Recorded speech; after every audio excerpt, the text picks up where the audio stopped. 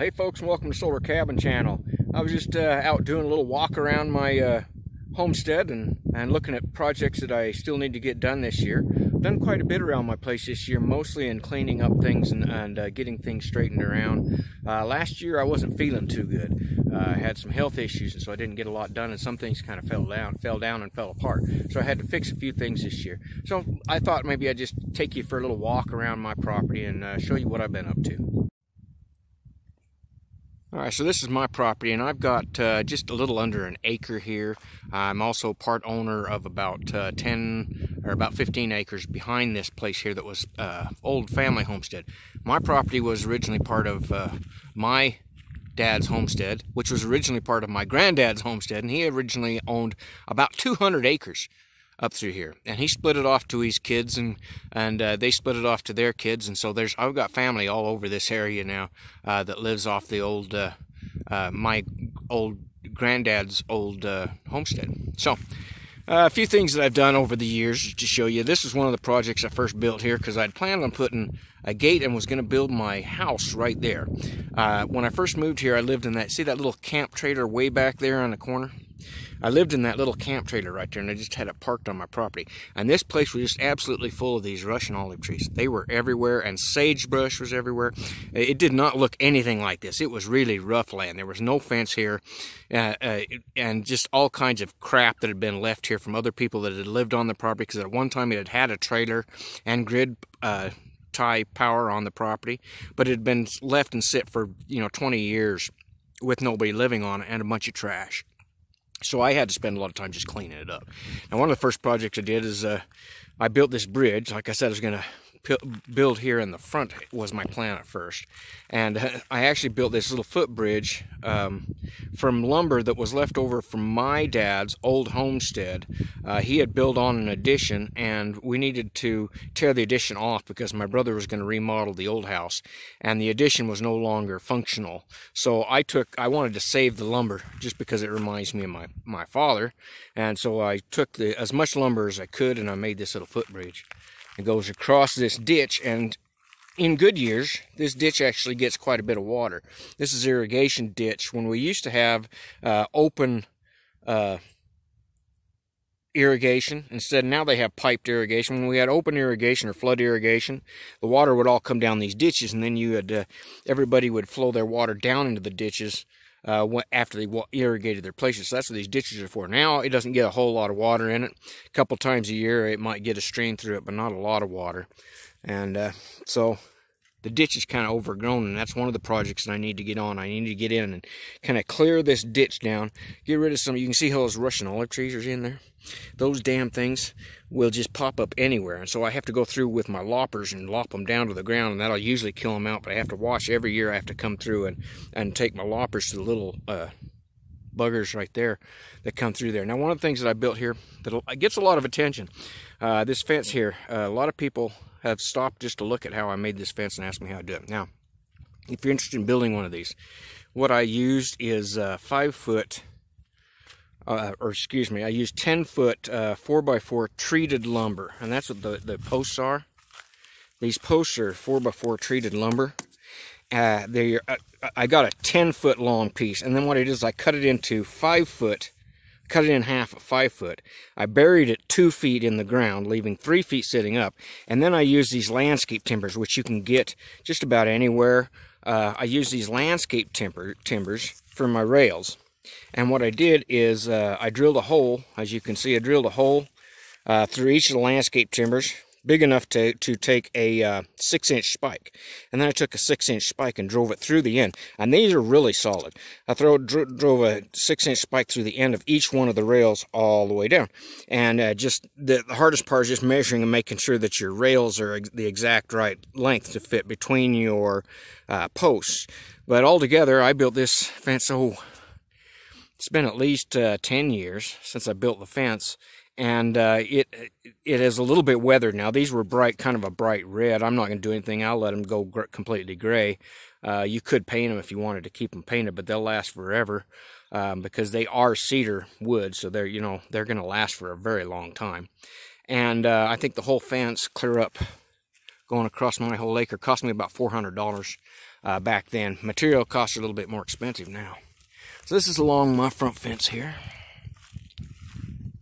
And my property goes to, I built that fence between my neighbor and I too. I put that fence up and I used treated lumber posts, what they call green posts, 6-foot long posts there, and then I put wire fence between him and I.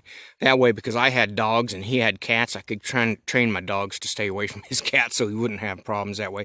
I also raised chickens. I don't have chickens this year, but for a long time I raised chickens, and I used to have my chickens, and I try to keep them in my yard so they wouldn't free range. You can't keep chickens in your yard though. They'd still wander all over the place, but you know, I also have a fence on that side over there, and that part of that property over there was my dad's old homestead where my brother lives, and now he has that front pasture. He puts his horses in there occasionally, but it's kind of run down, not much going on over there.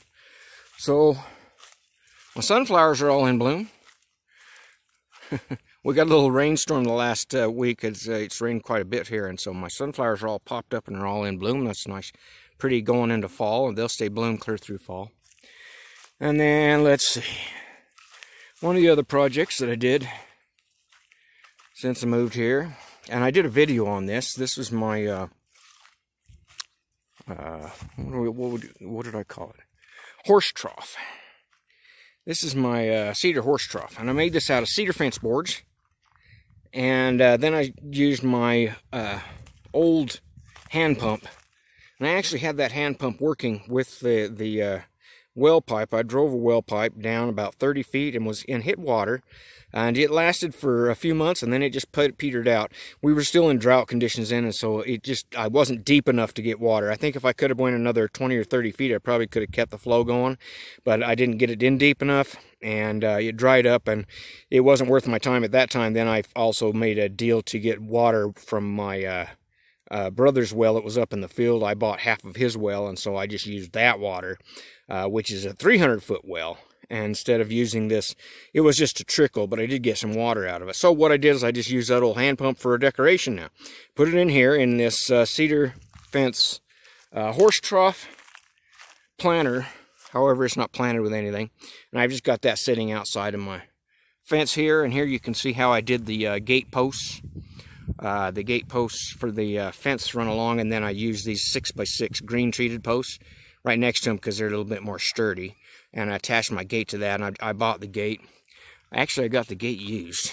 I got that because it's got, you can see it got a bend in it right there. I got the gate used. It had been returned or something. If I remember right, I got it. Anyway, I got it at a discount. I didn't pay full price for the gate. And it's like a 15-foot gate or 12-foot gate that closes up here. Now, the other thing you can see, I've got a security camera up there. That's a Wi-Fi security camera. We do have some people in the area who don't have very good morals and will sometimes come in your places and steal stuff. So I set up a Wi-Fi security camera on my poster that connects to my Wi-Fi system in my house, so I can turn that on at any time. It also turns on automatically with any motion for anybody that comes in my driveway. So if they come in my driveway, it triggers and will let me know that somebody's out here. That's basically what it does. And it will also, if I'm not here, it will give me a picture of their license plates and who's in the vehicle if they're here. So that's part of my security system. And the other part of my security system, you can see right there by my Jeep, is my dog Tazzy. She's sitting there in the shade. And you got to have a dog on a homestead, and she's an excellent dog. I've always had a couple of dogs. I've only got one right now. But I've always put my dogs in my videos so you can usually see my dogs. And old Tazzy there, she's a homesteader dog. Gets along great with animals, doesn't like other people at all. She is not socialized to other people. I'm the only person that she's ever really been around, and so I have to be careful because the mailmen and that, if they'd come wandering in here to deliver a package, she probably would take a chunk out of them, but they know enough to, usually we'll just leave packages at my front gate. So here's kind of a view of that fence again from this side. You can see it, and my gate out there. And then I had to do a lot of pruning on these Russian olive trees. I've done a lot to get them down and make them look so they look decent, because they just spread out, and they have thorns on them, but they don't require any water. They provide good shade. You never have to rake the leaves on these. They just disintegrate. They also produce a seed. Why they call them Russian olives? They produce a little olive gray looking seed. It's not edible by humans, but it's good for animals. The deer eat them, the birds eat them, and so, you know, it helps keep the wildlife and that around here. And they're good for shade. They don't require any watering or anything like that. They just grow, and they were planted in here by the CCCs back in during the Depression time, because to keep the soil from eroding. They didn't realize how they would spread that they would become like a big weed and just take over the place, which is what they did. However, they're really good for keeping erosion down and helping to protect the soil and providing shade, which we really need here. So you can see my property goes back to that.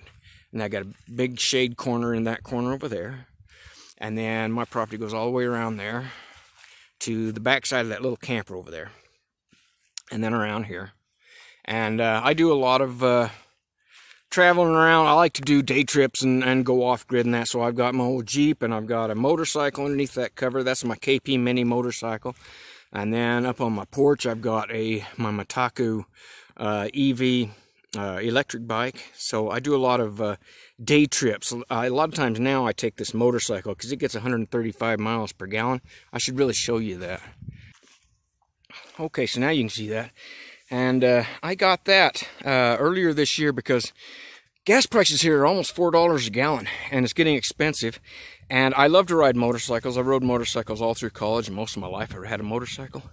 But I got bad knees, and so I needed a motorcycle that was lightweight. So I found this KP Mini, and it's a 150cc, and you can see I've got saddlebags on it. And this thing is plenty light enough that I can drive it and ride it anywhere. And at 135 miles per gallon, I can make 10 trips to town on a gallon's worth of gas. So instead of driving my truck, as long as the weather's good, I'm usually riding the motorcycle. I've also got that set up so that I can hook my trailer, which you can see my trailer's back here. I can actually hook my trailer right there to the motorcycle. I've also got an old trailer there, and I can hook that trailer to my e-bike, which is up on my porch up there, which I'll show you. So this gets really good gas mileage, and I don't have to feed it like I would if I had a horse. And what I'm thinking of is if something happens and the grid goes down and the economy falls apart, you may need some transportation that you can use that might not be conventional transportation. So I got the motorcycle because I can ride it on just a little bit of gas and get where I need to. And with the saddlebags and the trailer, I could load up a whole lot of groceries if I need to and haul them back here, or supplies, whatever.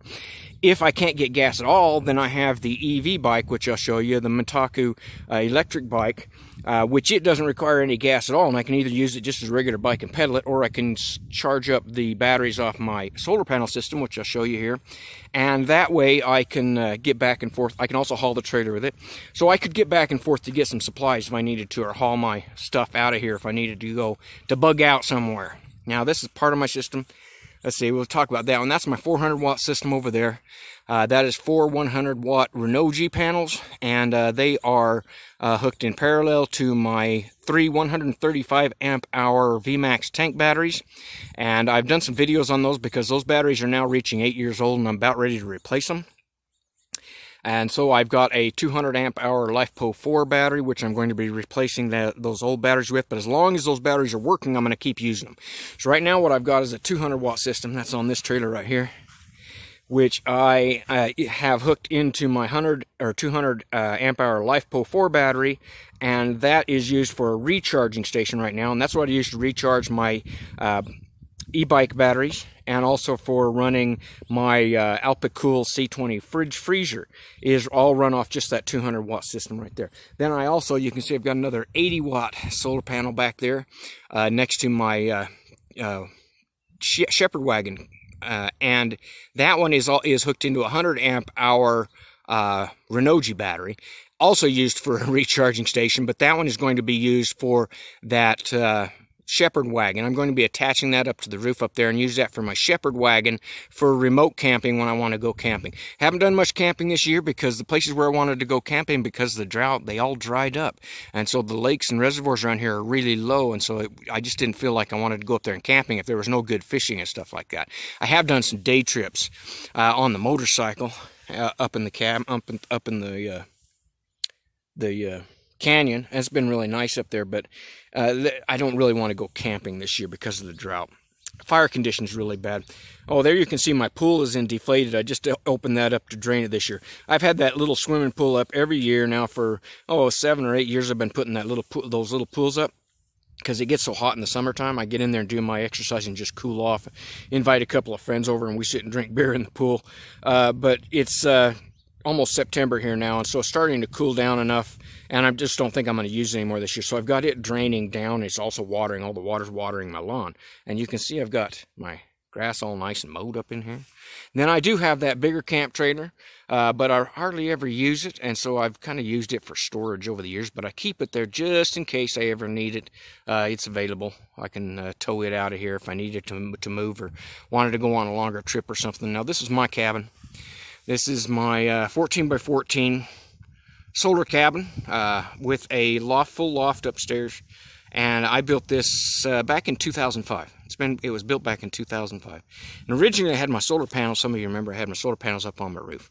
Took the solar panels off there because it got really hard for me I had to get out that little window right there to shove the snow off of the panels, and it was getting unsafe with my knees and my back to get up there and on that roof. Plus I was worried that I might start tipping the roof. I already did. You can see where it's kind of out at Q-Walter on this corner here.